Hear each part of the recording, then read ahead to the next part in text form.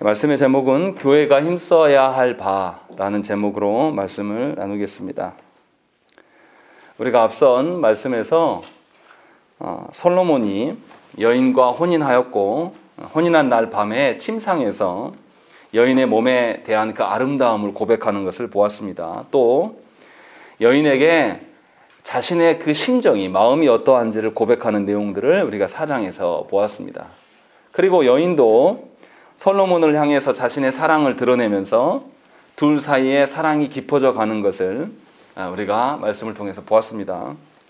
그런데 오늘 본문에 보면 조금 이상한 구절이 나타나요. 2절 이후로부터는 뭔가 두 사람의 관계가 위기가 찾아옵니다. 분명히 여인은 잠자리에 들었는데 솔로몬은 밖에 있습니다. 그리고 솔로몬이 두드렸는데 여인이 반응하지 않게 되고 무엇인가 나갔는데 여인이 나중에 깨어서 나가보니 솔로몬을 찾을 수가 없게 되는 어떤 사랑의 위기 가운데 이들이 이제 있다라는 것을 보여주고 있습니다. 이 위기 앞에서 솔로몬과 술람미 여인은 어떻게 이 사랑을 지속해 나갈 것인가 라는 것이 오늘 우리가 봐야 될 본문의 그 의미입니다. 자, 그럼 먼저 16절과 1절의 말씀을 우리가 살피면서 이들 관계가 어떠했는지를 먼저 우리가 보면 좋겠습니다. 특징적인 것은 뭐냐면 16절에 보시면 여인이 솔로몬을 향하여서 말하는 부분인데요. 이상하게도 북풍과 남풍을 말합니다. 그냥 말해도 될 텐데 왜 갑자기 북풍과 남풍이 불어서 자신의 향기를 날리게 하는가 라는 이런 생각이 듭니다. 성경에서 북풍이라는 것은 감추어진 것, 아직 어두운 것을 의미합니다. 그래서 여인이 지금 뭐 하고 있는 거냐면 솔로몬의 사랑을 고백하려고 하는데 아직 자신이 알지 못하는 것, 자신에게 드러나지 않는 것들까지도 다 활용해서 솔로몬에게 사랑하고 싶어하는 마음이에요. 그래서 자신이 알지 못하는 것들까지도 다 자신이 깨닫지 못하는 그 사랑의 어떠함도 솔로몬에게 드러나기를 원합니다. 또 남풍은 오른손을 의미해요. 오른쪽을 의미합니다. 이것은 성경에서 하나님의 권능으로 의인에게 축복을 베푸시거나 원수를 멸하실 때에 남풍을 활용하는 그런 언급들이 나옵니다. 이 술람미 여인도 지금 뭐 하고 있는 거냐면 솔로몬을 향하여서 깊은 사랑, 자신이 깨닫지 못하는 부분까지도 깨닫기를 원하여서 솔로몬에게 사랑을 베풀기를 원하고 또 하나님의 권능으로서 말미암아서 최고의 그 사랑을 그에게 베풀고자 하는 그 헌신의 마음으로 화답하고 있는 내용이 16절의 말씀이에요. 그런데 여기에 또 특이한 부분이 있습니다. 16절에 뭐라고 되어 있냐면 나의 동산에 불어서 향기를 날리라 라고 이야기했다가 뒤에는 또 뭐라 그러냐면 나의 사랑하는 자가 그의 동산에 들어가서 라고 되어 있습니다. 같은 동산일 텐데 처음에는 나의 동산이라고 했다가 뒤에는 그 동산에 들어갔다. 그의 동산에 들어갔다. 이렇게 말하고 있는 것입니다. 이게 무슨 말일까요? 다른 동산을 말하고 있는 게 아니라 동일한 동산을 말하는데 왜 이렇게 말하는 것일까요?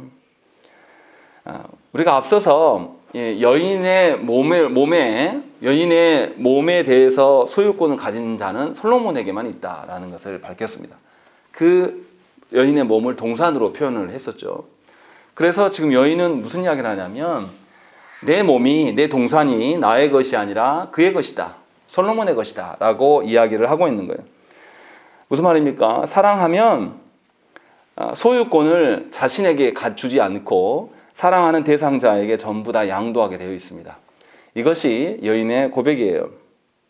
그래서 사도 바울 선생은 고린도전서 7장 4절 말씀에 뭐라고 그랬냐면 아내는 자기 몸을 주장하지 못하고 오직 그 남편이 하며 남편도 그와 같이 자기 몸을 주장하지 못하고 오직 그 아내가 하나니라고 되어 있습니다.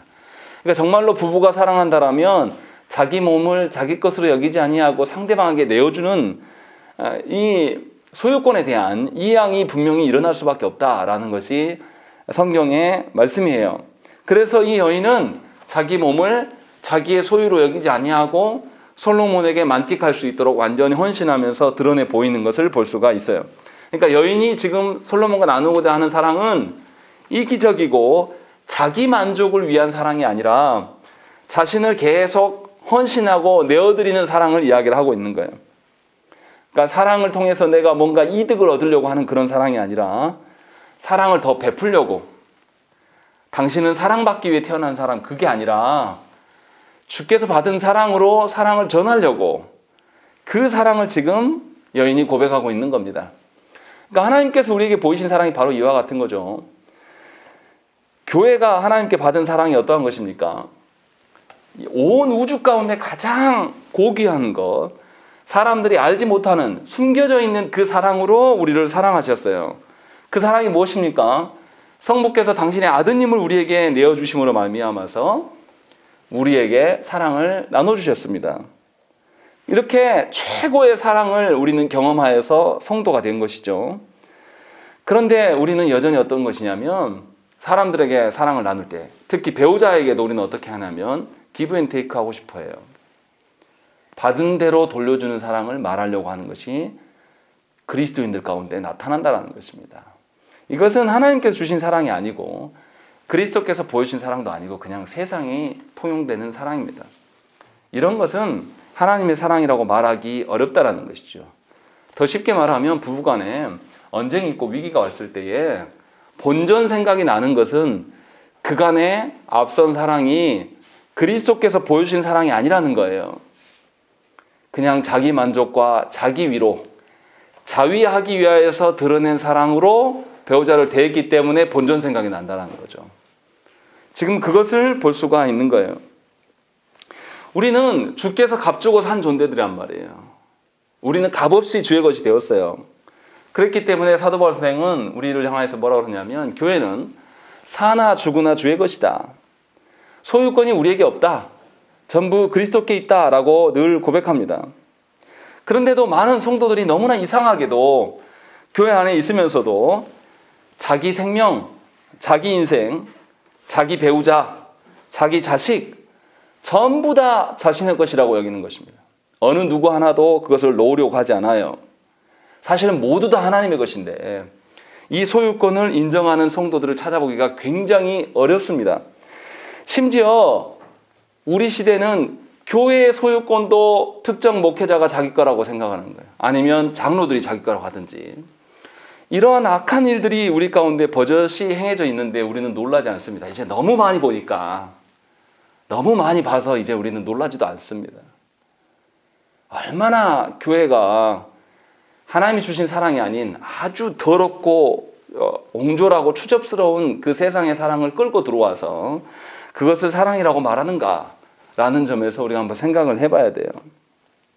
사실 가장 안전한 곳이 어디겠습니까? 우리 자녀가 가장 안전하게 자랄 수 있는 것은 그리스도께 있는 거예요. 부모인 우리에게 있지 않아요. 내 판단과 내 어떠함으로 말미암아서 그 자녀가 안전할 것 같습니까? 부모된 자들 중에서 자녀를 끝까지 지킬 수 있는 사람은 아무도 없습니다. 그런데 너무나도 안타깝게 자녀가 성장하면 성장할수록 하나님께 내어드려야 되는데 그럴 줄을 몰라요. 늘 자기 품 안에 두려고 하는 겁니다. 자기 손 안에 두고 확인하려고 하는 거죠. 이것은 하나님을 신뢰하지 않기 때문이지 결단코 그것을 사랑이라고 또 부모의 사랑이라고 말하지 말라라는 것입니다. 이것은 하나님께서 주신 사랑이 아니고 하나님의 사랑을 맛본 사람이라고 말하기가 어렵다는 것입니다.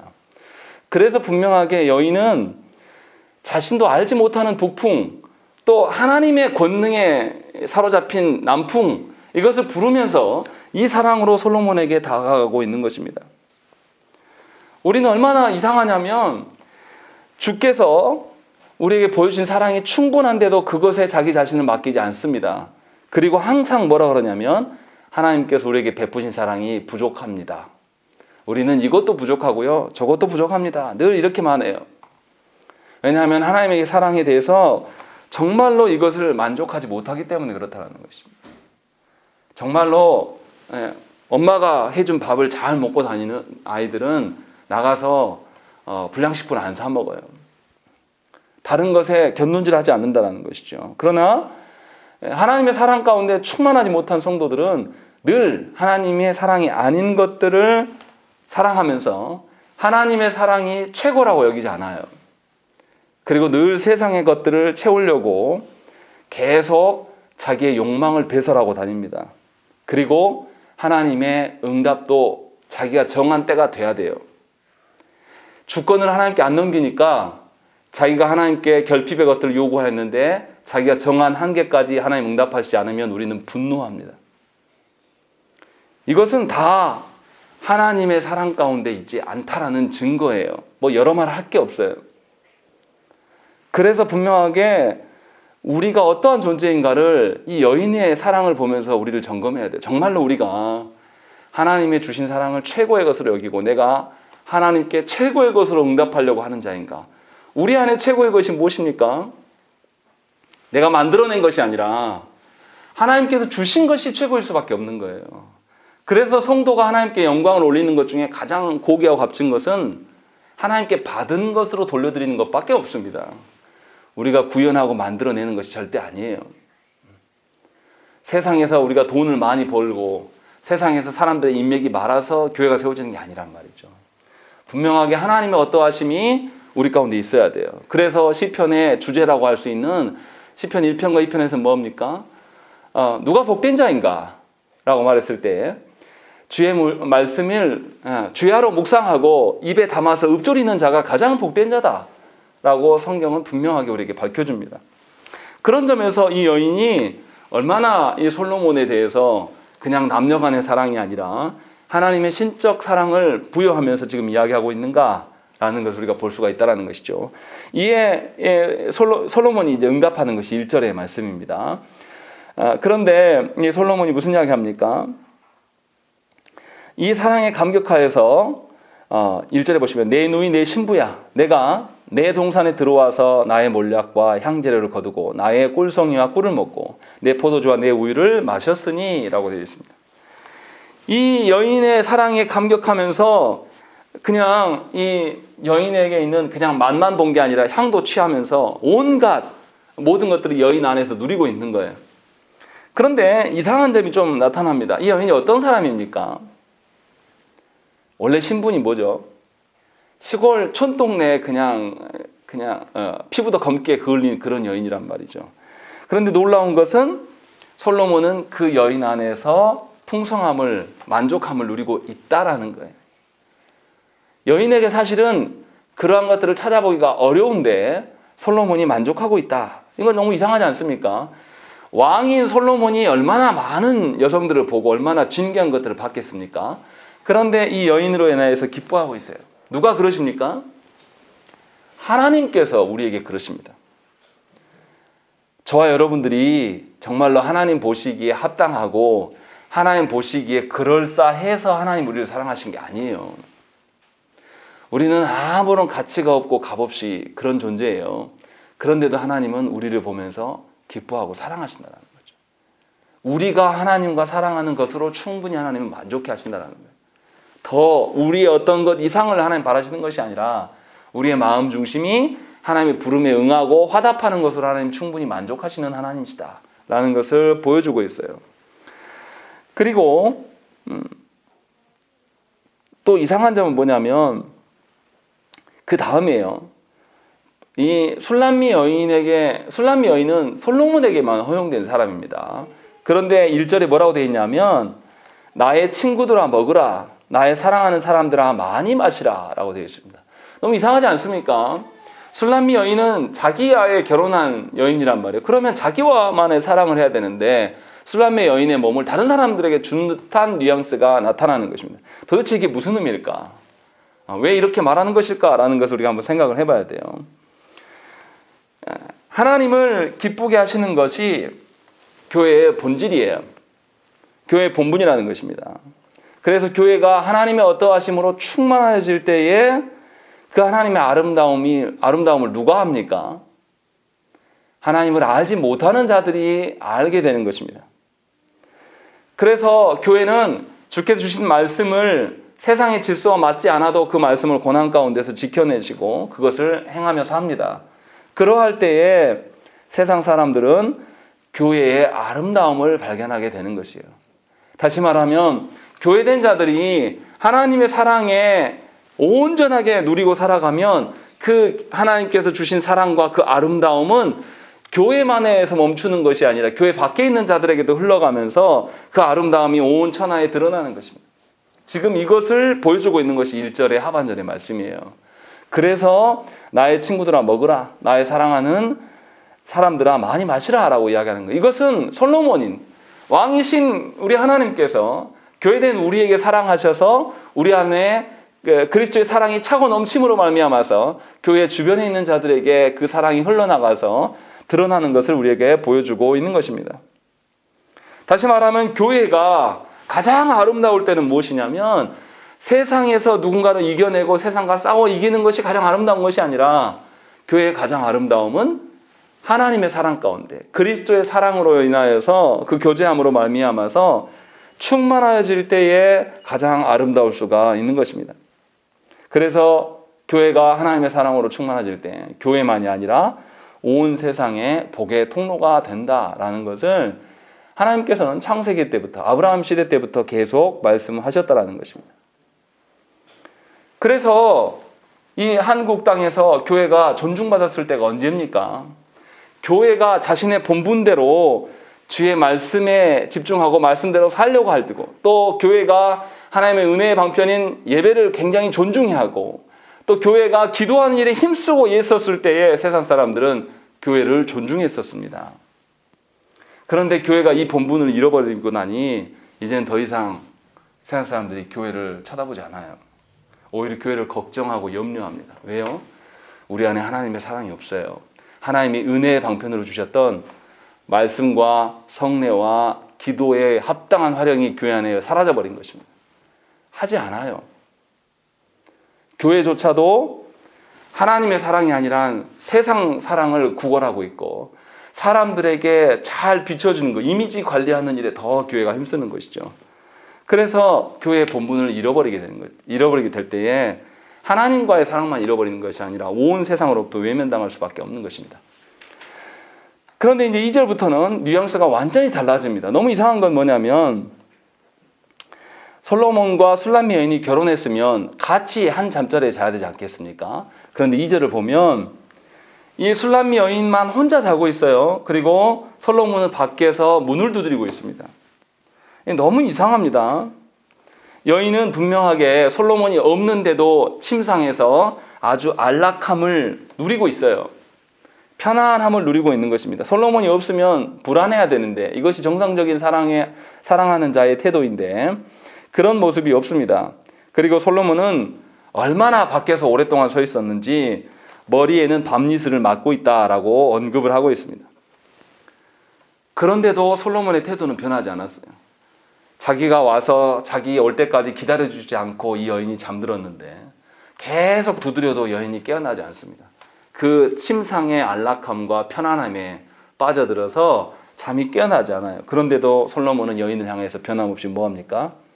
나의 누이, 나의 사랑, 나의 비둘기, 나의 완전한 자야 이렇게 계속 부르고 있다는 것입니다. 솔로몬은 여전히 문을 열지 않는 그 여인을 향하여서 네가 나의 전부다 라는 것을 변함없이 계속 부르고 있어요. 그런데 여인은 솔로몬이 없어도 매우 편안하게 매우 안정되게 지금 있다는 것입니다. 이 모습은 사실 조국교회의 모습과 매우 닮아 있습니다. 교회는 왕이신 하나님을 신랑으로 두었기 때문에 세상의 어떠한 권세도 교회를 건드릴 수가 없어요.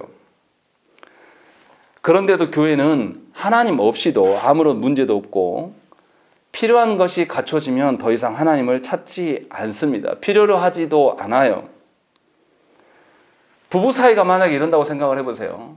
서로에게 요구한 부분만 만족되면 더 이상 그 사람에게 별 볼 일 없어 라고 생각하게 되면 두 사람은 부부라고 말하기가 어렵죠. 지금 조국교회의 모습이 그와 같다는 것입니다. 주님은 교회를 향하여서 끊임없이 계속 말씀으로 돌아오기를 요청하십니다. 그런데 교회는 어떻습니까? 우리 성도된 자들이 하나님을 향하여서 어떻게 이야기하냐면 하나님과 사랑을 위하여서 기도하는 사람은 거의 없고요.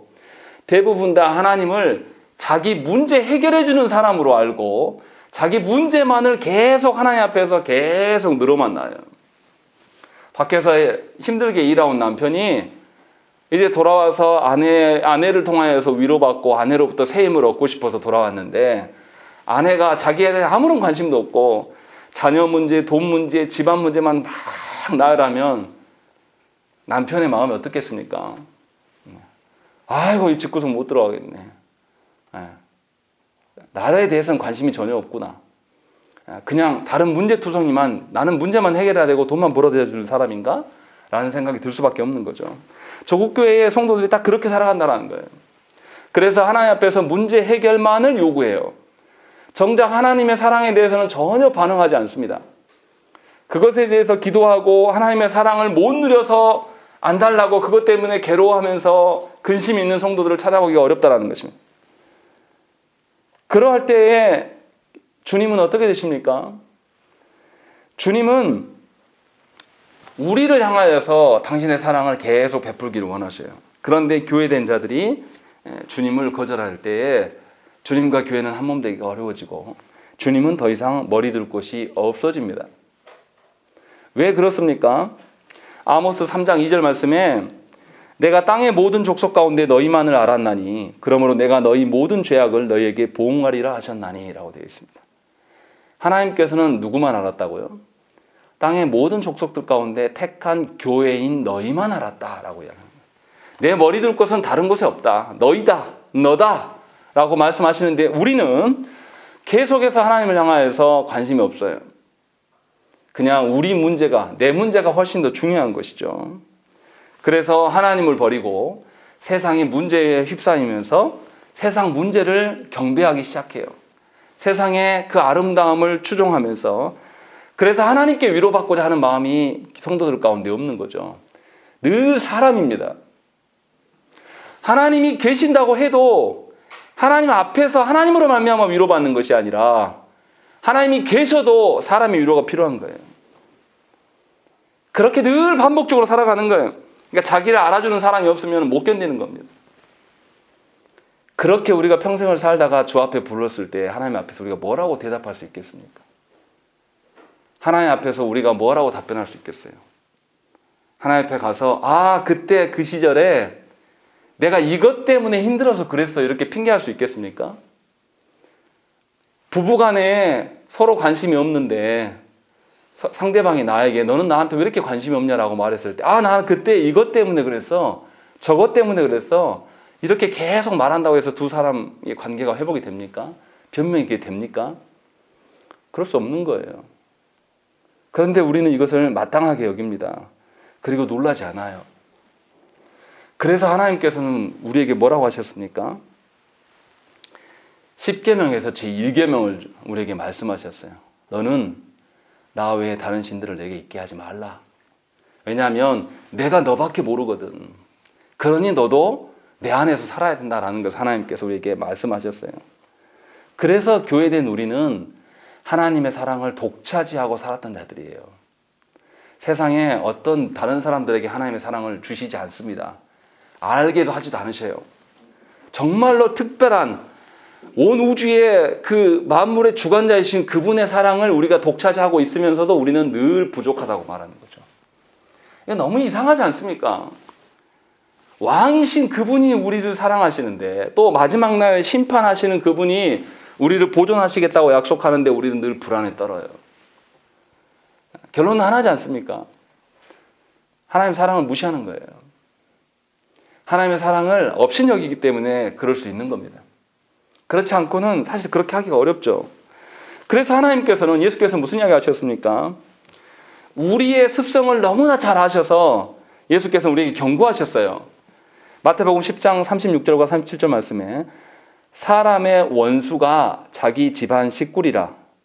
아버지나 어머니를 나보다 더 사랑하는 자는 내게 합당하지 아니하고 아들이나 딸을 나보다 더 사랑하는 자도 내게 합당하지 아니하며 라고 말씀하셨다는 것입니다. 우리가 육적인 사랑이 얼마나 지나칩니까?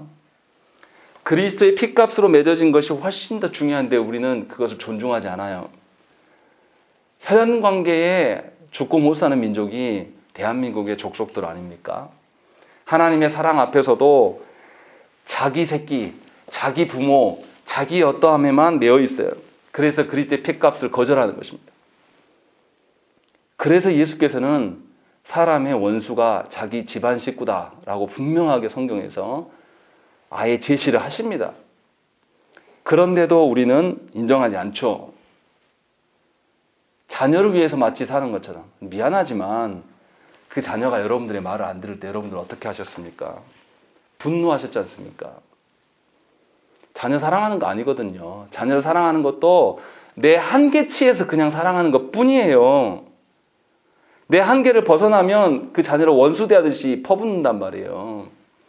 이건 사랑도 뭣도 아니에요. 그냥 자기 주권을 남발하고 싶었던 것 뿐이지 그 이상 아무것도 아니라는 거죠. 우리가 진짜 자녀를 사랑하는 것은 하나님의 사랑으로, 하나님께서는 우리가 하나님을 대적할지라도 하나님 기다리시면서 그의 사랑을 끊지 않으시는 하나님이세요. 그러한 사랑으로 우리가 자녀 앞에 서야 된단 말이에요. 그런데 그렇지 못하기 때문에 우리는 늘 인간적인 사랑에 젖어 있어요. 그리고 그것을 마치 인륜지 대사인 것처럼 인간에서 가장 중요한 것처럼 말한단 말이에요. 저 이 소리 엄청 많이 들었습니다. 부목사 때부터.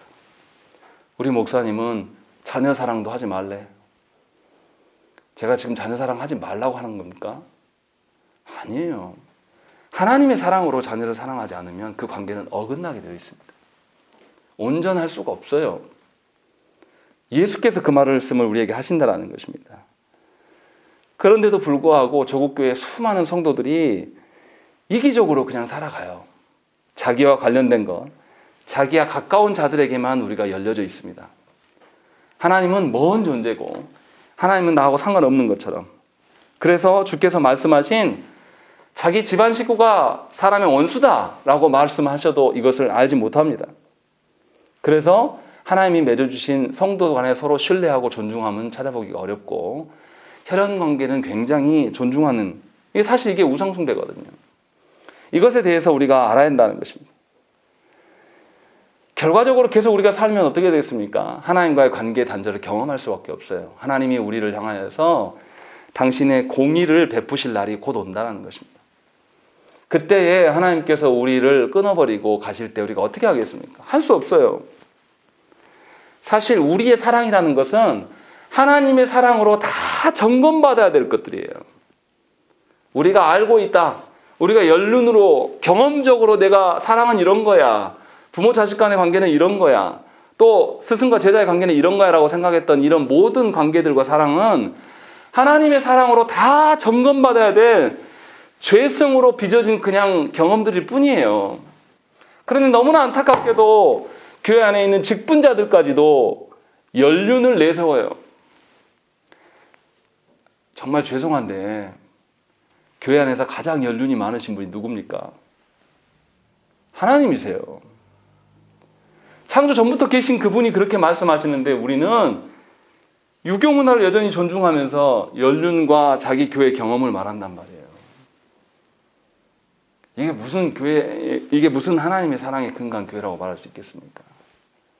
근데 이거를 포기를 하지 못해요.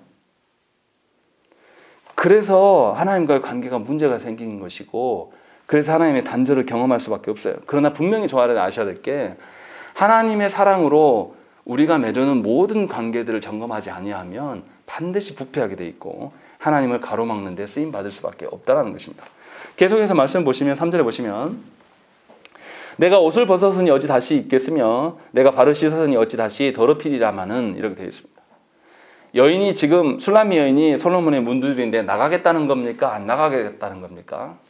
안 나가겠다는 거예요. 지금 이미 침상에 있는 발을 씻고 들어왔고 몸을 다 깨끗이 씻었고 이제 잠옷 차림으로 있기 때문에 내가 당신을 문 열어주러 가려면 내 발이 더럽혀져야 되고 내가 옷을 또 챙겨야 되고 너무 귀찮은 게 너무 많다.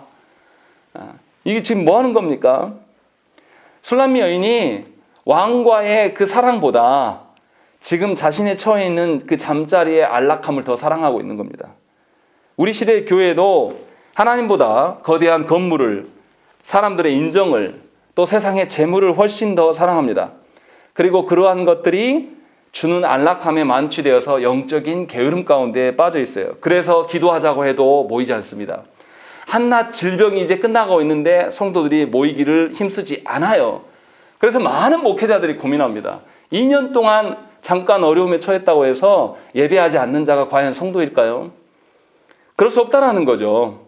그런데 우리는 이미 온라인에 젖어들어서 목사님 온라인 켜주세요. 그냥 집에서 하랍니다. 여러분들 처음 사랑할 때 생각을 해보세요. 안 보고 견딜 수 있습니까? 그냥 온라인으로 퉁치고 그냥 당신 만났으니까 됐어. 뭐 이렇게 됩니까? 정말 사랑하는 자를 몇 년씩 안 봐도 괜찮습니까? 그러면서 사랑한다고 말할 수 있어요? 기가 막힌 거예요. 우리가 온라인 코로나 시기에도 뭐는 했습니까? 돈은 다 벌었어요. 만날 사람 다 만나고 다니고요. 우리가 놀고 싶으면 다 노는 것도 하고 싶었어요. 어떤 방편을 써서라도 우리는 다 놉니다. 다 안식을 취해요. 놀라운 것은 뭐냐면 하나님께 예배하는 것에 있어서는 너무나 게을러요. 모이는 것을 아예 거절합니다. 기도할 수 없는, 우리를 핍박하고 괴롭히는 자들로 인하여서 그런 상황이 아니지 않습니까? 그냥 우리의 게으름으로 말미암아서 우리가 배부르고 살만해요. 그래서 하나님이 주신 은혜 자리에 나오지 않는 겁니다. 제가 늘 말씀드리잖아요. 저 어렸을 때 사경회가 있으면 옆 동네에서 그 사경회에 참석하려고 눈을 치우면서 무릎 이상 온 그 많은 눈밭을 헤치면서 3, 4, 5 모여서 거기를 산길을 눈을 헤치고 온다니까요. 몇 킬로씩을. 우리 교회도 아니고 남의 교회인데. 얼마나 하나님을 사랑하고 사모하면 이런 일들이 있었습니까? 그런데 우리 시대는 이게 없어요. 우리 시대에 차가 없는 사람이 어디 있습니까? 차가 없어도 얼마나 교통이 잘 돼 있습니까? 눈이 와서 예배당 못 간다고요? 그런 시절이 우리가 있습니까? 없어요. 마스크 하나만 잘 써도 질병이 안 걸립니다. 그런데 우리는 그것을 탓해요. 정말 죄송한데, 물론 코로나 때문에 돌아가신 분도 있긴 하지만 다 죽는 거 아니잖아요. 치사율도 굉장히 낮지 않습니까? 그런데 우리는 그의 공포에 떨어서 하나님 찾지 않아요. 정말로 하나님 찾는 사람이라면, 질병 때문에 못 나오면 그 영상을 통해서도 하나님 앞에 자기의 온 존재를 다 드리면서 하나님께 예배할 거예요. 분명할 겁니다. 그런데 이것이 우리 가운데 없다라는 거예요. 제가 드리고 싶은 이야기는 뭐냐면, 조국교회의 모든 성도들이 영적 게으름에 빠져서 희생과 헌신에 대해서는 이제 아예 담을 쌓아놨어요. 더 이상 교회에 대해서 자기의 것을 내어주기를 거절하고, 이제는 육적 사랑으로 말미암아서 하나님이 없어도 교회가 돌아갈 수 있다고 믿는 자들이 되어버렸습니다. 제가 안타까운 것은 대형 교회들 온라인 이렇게 하는 거 보면 거기에 항상 뭐냐면 계좌번호가 적혀 있습니다. 성도들한테 이제 그렇게 퉁치는 거죠. 안 와도 돼. 당신들 여기다 헌금하고 영상으로 예배 드려. 이 시스템이 우리가 갖춰졌으니까 문제 없어. 저는 그런 거 보면서 마음이 너무 아파요. 이게 예배인가? 우리 시대는 뭘 믿습니까? 교회에 규모 있는 교회의 지도자들도 뭘 믿습니까? 하나님 안 믿어요. 교회의 시스템을 믿습니다. 모든 조직 체계는요, 일정 이상 규모가 되면 잘 돌아가요. 회장이 바뀌었다고 해서, 뭐가 바뀌었다고 해서 부족함이 없이 돌아갈 수가 있습니다. 그런데 놀라운 것은 교회도 그런 생각을 갖고 있다는 거죠. 그래서 어느 정도 일정 규모의 시스템이 되면 더 이상 목회자들이 교회에 대해서 고민하지 않습니다. 이제 자기 스펙 쌓기 놀이 시작하는 거예요. 그때부터.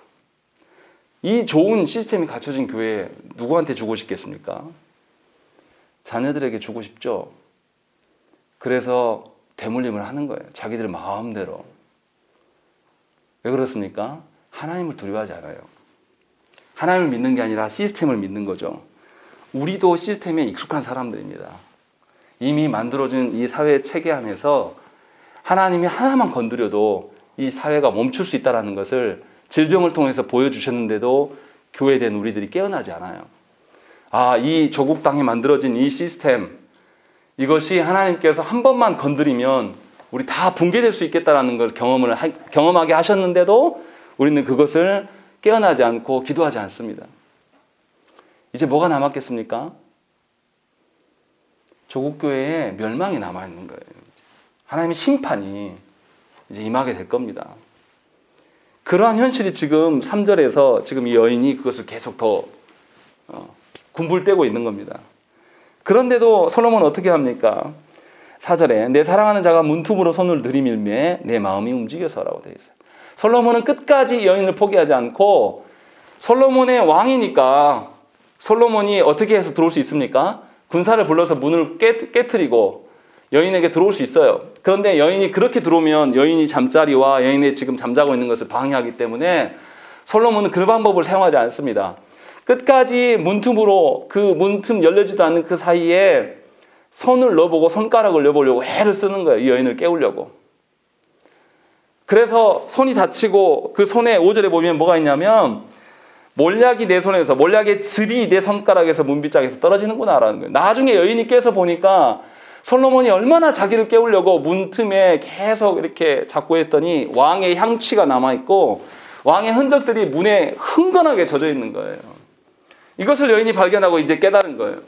아, 이 솔로몬이 나를 깨우지 않으려고, 나의 잠자리를 완전히 파괴하지 않으려고 그래도 내 게으름, 영적인 게으름에서 나를 깨우기 위해서 바깥에서 애를 썼구나라는 것을 여인이 그때 깨닫습니다.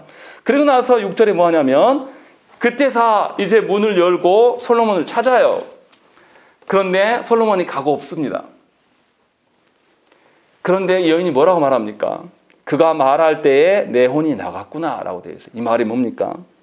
이 안락함에 도취되어서 자신이 솔로몬이 없어도 살 수 있을 것처럼 그 침대에서 머뭇거리고 있었어요. 그런데 솔로몬이 불렀을 때 내 혼까지도 빠져나가 버렸다. 이 말이 뭐예요? 자신의 존재됨은 솔로몬의 안에 있었다라는 것을 솔로몬이 떠나가고 난 뒤에 깨달은 거죠. 이것을 지금 고백하고 있는 거예요. 그래서 내가 그를 찾아도 못 만났고 불러도 응답이 없었노라 라고 되어 있는 것입니다.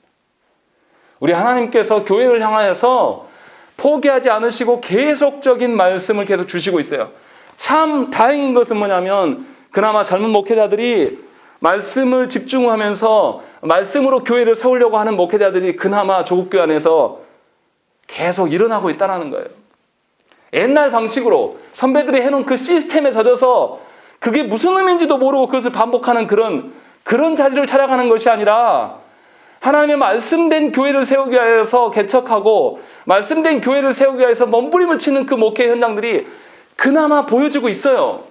그래서 전에는 보지 않았던 신앙 고백서들이 이제는 책으로도 출판되고 성도들에게도 많이 융통되고 있는 모습들이 그나마 소망적으로 우리 교회 가운데, 우리 조국교회 가운데 보여지는 것은 있습니다. 그러나 아직도 멀었어요. 제가 광주 내려와서 많은 성도들을 만나고 이야기해보면 신앙 고백서 이야기하면 다들 저를 이상하게 봐요. 처음 들어본 이야기 한다고. 그리고 그것이 아주 어려운 것이냐 다 취부합니다. 장로교에서는 늘 통용됐던 이야기예요. 장로교라고 하지 말든가요, 그러면. 본인들이 장로교면서 또 직분을 받으면서 그 신앙 고백서 토대로 내가 교회를 섬기고 살아가겠다고 서약까지 다 했으면서 그걸 모르는 것에 대해서 부끄럽게 생각하지 않는단 말이에요. 이 정도가 돼버린 거예요, 교회가. 그나마 하나님께서 은혜를 주셔서 조국교회 안에 말씀을 사랑하고 장로교의 본질로 돌아가기 위해서 예수는 목회자들을 하나님께서 계속 세우고 있는 거예요. 마치 솔로몬이 여인을 떠나지 아니하면서 계속해서 여인을 불렀던 것처럼 4절에 말씀이 있는 것처럼 문틈으로 손을 들이미며 내 마음이 움직였다. 그 움직일 때까지 계속해서 하나님은 우리에게 말씀을 주시고 당신의 사역자들을 계속 교회 가운데 보내신단 말이에요. 그렇게 해서 우리를 깨우시려고 힘쓰고 있음이 드러난다는 거죠. 그러나 때는 늦어버렸습니다. 이제 솔로몬은 가고 없고 그 홀로 된 여인이 이제서 하나님의 사랑을 이제 깨달은 거예요.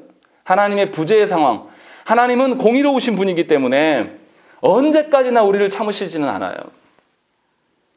하나님의 공의의 심판의 채찍을 들으실 때에 교회는 처절하게 벗겨질 것입니다. 그래서 7절에 무슨 이야기 있습니까? 성 안을 순찰하는 자들이 나를 만나매 나를 쳐서 상하게 하였고 성벽을 파수하는 자들이 나의 겉옷을 벗겨가졌도다 라고 된 거죠. 이게 무슨 말입니까? 앞서서 이 여인이 솔로몬을 찾아라 왔을 때 성 안에서 솔로몬을 찾을 때 파수꾼들을 만났었어요. 그때는 파수꾼들이 이렇게 하지 않았습니다. 그런데 왜 이런 꼴을 여인이 당하고 있습니까? 왕인 솔로몬을 거절하였기 때문에 이 일들이 일어난 거예요. 파수꾼들은 왕인 솔로몬의 수하예요. 이 여인은 그 자체로서의 가치가 있는 게 아니라 이 여인은 솔로몬의 아내였을 때 존중하고 사랑을 받을 수가 있어요. 파수꾼들에게도 보호를 받을 수가 있는 겁니다. 그런데 솔로몬을 외면하고 왕인 그를 거절하였을 때에 더 이상 파수꾼들은 이 여인을 접대할 필요가 없어요. 악한 여인인 것이죠. 그래서 이 여인을 두들겨 패고 이 여인의 겉옷까지도 다 찢어버리는 것입니다. 완전히 알몸 상태로. 이제 여인이 뭐 합니까? 솔로몬이 여인을 향하여서 밖에서 그렇게 밤니스를 맞아가면서 문을 두드렸던 상황이 이제 본인이 돼버린 거예요. 솔로몬에게 다시 찾아가서 찾아도 찾을 길이 없어요. 온 나체 상태로 이제 밤니스를 머리만 맞는 게 아니라 온 몸에 맞으면서 추위에 떨면서 그 여인은 밤을 지새야 돼요. 이게 우리의 현실일 수 있다는 것입니다. 하나님께서 언제까지 우리를 향해서 참으시겠습니까? 마치 교회가 자기 소유인 양 살아가는 그런 목회자들, 교회 안에서 자기가 모든 것의 주인인 양 살아가는 그 장로와 그 직분자들, 그런 태도를 보면서 하나님께서 언제까지 우리들을 내버려 두면서 참으시겠냐 이 말이에요. 하나님은 우리만 알았어요. 그래서 하나님은 다른 이들에게 은혜를 베푸시 아니하고 우리에게 엄청난 은혜를 베푸시고 우리를 여지껏 기다려주시면서 우리를 계속해서 부르셨습니다. 그런데도 우리는 늘 없다 말해요. 자기 자신을 돌아보지 않고 하나님 교회에 사랑이 없어요. 좋은 목회자가 없습니다. 미안하지만 하나님은 한 번도 떠나가신 적 없었거든요. 하나님은 우리 곁을 떠나신 적이 없었어요. 우리가 핑계하는 거죠. 왜 하나님 앞에 구하고 찾으면 왜 좋은 교회가 없습니까? 왜 좋은 목회자가 없어요? 얼마나 많은데요. 누구 탓을 하는 겁니까? 하나님께서 우리에게 베푸시지 않았다고요? 그럼 우리가 얼마나 찾았습니까? 하나님의 말씀을 얼마나 우리에게 만족으로 여기면서 그 안에서 우리 자신을 돌아보며 하나님만으로 만족하면서 살려고 우리가 있었습니까? 이 여인이 솔로몬에게 처음 어떻게 했어요? 자신의 사랑으로 사랑하는 것이 아니라 자신도 깨닫지 못하고 권능의 하나님의 사랑으로 솔로몬에게 헌신하려고 했던 사람이에요. 우리에게 그런 모습이 있었냐 이 말이죠. 그런 우리의 몸부림이라도 있었냐 이 말이에요. 조국교회 안에 있는 우리들이 그러지 못하다라는 거예요. 조국교회가 지금 뭐하고 있습니까? 하나님 앞에서 우리 자신을 돌아보면서 우리가 하나님을 찾지 않는 일에 대해서 비통해하면서 울어야 될 자들인데 조국교회는 우리 일로 자기 자신을 보진 않아요. 지금 교회가 뭐합니까? 평등법으로 난리예요. 평등법 제정한다고 해서 하나님께서 교회를 안 지키십니까? 평등법보다 더한 법으로 역사 속에서 교회를 얼마나 많은 권세 잡은 자들이 핍박하고 교회를 죽였습니까? 그때 교회가 힘으로 저항하면서 세상과 싸우려 하지 않았어요. 세상에 권세 잡은 자 누가 세우십니까? 하나님이 세우세요. 그럼 교회는 뭐 해야 됩니까? 하나님께 엎드려 구해야 돼요. 우리가 진정으로 하나님을 찾는 자인지 우리 자신을 점검하는 일에 먼저 해야 돼요. 근데 교회가 제정신이 아니에요. 자기 자신은 돌아보지 않으면서 교회 바깥에 세상과 싸우려고 합니다. 하나님께서는 교회를 향하여서 뭐 하라고 했습니까? 솔로몬이 고백하는 것처럼 1절에 나의 친구들아 먹으라, 나의 사랑하는 사람들아 많이 마시라. 교회를 통하여서 아직 세상 가운데 있는 자기 백성을 구하기 위하여서 교회를 통하여서 세상에 사랑을 증거하라고 교회를 보내셨는데 타락한 교회가 세상과 싸우려고 하고 타락한 교회의 지도자들이 회개하는 것이 아니라 자신의 책무와 자신의 그 직무유기한 것들을 모든 책임을 교회 바깥으로 돌리면서 자기가 피해가려고 애를 쓰는 모습들만 드러난다는 것입니다. 누가 회개합니까? 목사님들 중에서 회개하는 것이 일어나야 정상 아닙니까? 장로님들도 주 앞에서 엎드리면서 서로 탓할 것이 아니라 내가 그런 자입니다. 내가 하나님으로 말미암아 만족하지 않았고 타락한 것들만 지적하면서 제가 서 있었던 자입니다라는 회개가 우리 안에 드러나야 되는 것이 정상이에요. 정말 그런 모습들이 우리에게 있냐고요. 저 역시도 마찬가지예요. 제가 요즘에는 뉴스도 잘 안 보려고 그래요. 페이스북도 잘 안 하려고 합니다. 보면 속이 상해요. 교계의 소식을 들으면 더 화가 막 치밀어 오르고 정치면이나 사회면을 보면 이게 지금 나란가 싶을 정도로 화가 나고 그런데 거기서 우리는 분노만 하고 있다는 거죠. 하나님이 계시는데 이 일들이 하나님께서 다스리지 않으시겠습니까? 하나님의 권능과 하나님의 사랑 안에 우리가 다시 기어들어 가려고 애를 쓰는 것이 아니라 저부터도 분노만 하고 있는 거예요. 그리고 그 악한 사람들만 보면서 한숨 쉬고 있는 것이 우리의 실체라는 것입니다. 그러나 오늘 본문에서 분명하게 하나님 우리에게 말씀하시는 거예요. 하나님이 우리를 버리신 적이 없다. 하나님은 우리의 안락함조도 깨트리지 않으시면서도 우리를 깨우시려고 애를 쓰시는 분이시다. 하나님이 부르실 때에 우리가 깨달아야 됩니다. 하나님이 불러주실 때에 우리가 그 앞에서 엎드려서 하나님께 구해야 돼요. 여전히 세상의 안락함에 취해서 아무런 세상의 근심과 걱정이 없는 것이 하나님 복이 아니에요. 살만 할 때에 우리는 하나님을 버립니다. 내 가정과 내 삶이 할만할 때 우리는 늘 하나님을 버렸어요. 그때 우리 자신을 다시금 돌아봐야 됩니다. 우리의 안위에 취해서 살아가지 않도록 다시금 하나님의 사랑을 구하셔야 됩니다. 그렇지 아니하면 하나님의 심판의 날이 멀지 않았다는 것을 아셔야 되는 것입니다.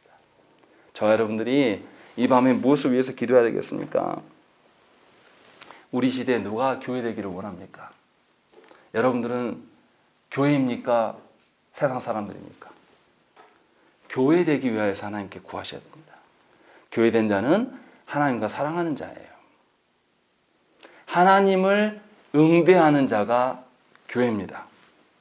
세상과 싸우며 세상의 복수극을 펼치는 자들이 교회가 아니라 하나님만을 바라보고 하나님에게만 우리의 전 존재를 내어드리고 하나님의 사랑으로만 만족하며 살아가는 자들, 이들이 교회라는 것입니다. 그래야 해서 저와 여러분들의 이 정체성을 놓고 이 밤에 기도하셔야 됩니다. 남의 어떠한 다른 사람들의 어떠한 반응이 아니라 내 자신을 놓고 내가 과연 교회인가? 내가 정말로 후손들에게 이어줄 수 있는 교회의 이론인가를 생각하면서 하나님께 구하시는 그 은혜가 있기를 간절히 축원합니다. 함께 기도하겠습니다.